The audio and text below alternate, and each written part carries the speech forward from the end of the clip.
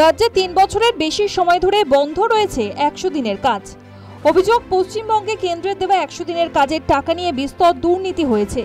সেজন্য এই প্রকল্পের টাকা আটকে দিয়েছে কেন্দ্রীয় সরকার। ১০০ দিনের টাকা আটকে রাখার অভিযোগে বারে বারে সরব হয়েছেন মুখ্যমন্ত্রী মমতা বন্দ্যোপাধ্যায়। গত ১ আগস্ট থেকে রাজ্যে ১০০ দিনের কাজ শুরু করার নির্দেশ দিয়েছিল কলকাতা হাইকোর্ট। হাইকোর্ট বলা সত্ত্বেও ১০০ দিনের কাজ নিয়ে কোনো উচ্চবাচ্য করেনি কেন্দ্রীয় সরকার। এই নির্দেশের বিরুদ্ধে সুপ্রিম কোর্টে গিয়েছিল কেন্দ্র।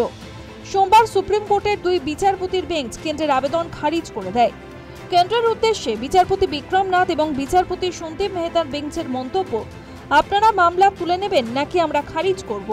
তারপরেই আদালত মামলাটি খারিজ করে দেয়। হাইকোর্টের সেই নির্দেশই বহাল রাখল সুপ্রিম কোর্ট। ১ আগস্ট থেকে ১০০ দিনের কাজ চালু করার নির্দেশ দিয়েছে দেশের শীর্ষ আদালতও। প্রত্যন্ত মানুষ যাতে সুবিধা পায় সেটা দেখারও নির্দেশ দেওয়া হয়েছে।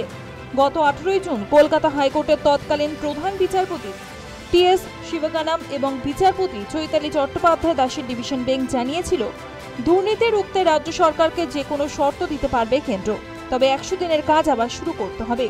সোমবার কেন্দ্রের আবেদন খারিজ করে হাইকোর্টের নির্দেশ বহাল রাখার কথা জানিয়ে দিল শীর্ষ আদালত।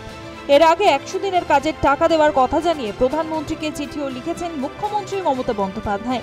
দিল্লির রাজপথে প্রতিবাদও জানিয়েছেন তৃণমূল সাংসদরা। তারপরেও বকেয়া টাকা মেলেনি।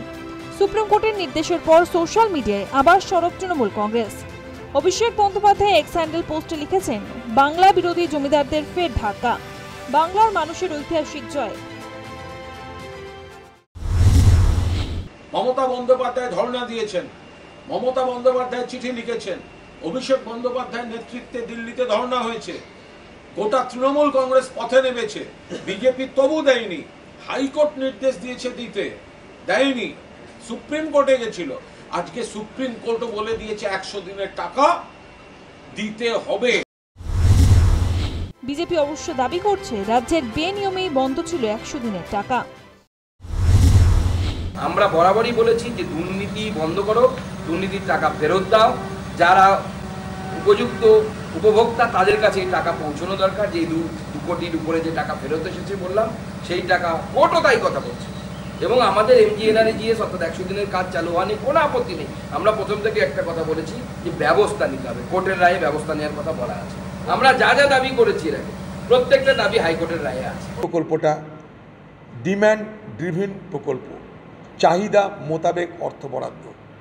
যে রাজ্য যেমন টাকা চাইবে সে রাজ্যকে তেমন টাকা দেওয়া হবে। শুধু একটাই শর্ত, যে কাজটা হচ্ছে কিনা মাটিতে সেইটার একটু প্রমাণপত্র দিতে হবে। এটা পারে না, কারণ এটা আইনি অধিকার। এটা মোদির দিদির ইচ্ছা অনিচ্ছার উপর নির্ভর করে না। কারণ আবার বলছি, কাজের অধিকার আইনি অধিকার, তারই নাম মহাত্মা গান্ধী গ্রামীণ রোজগার যোজনা।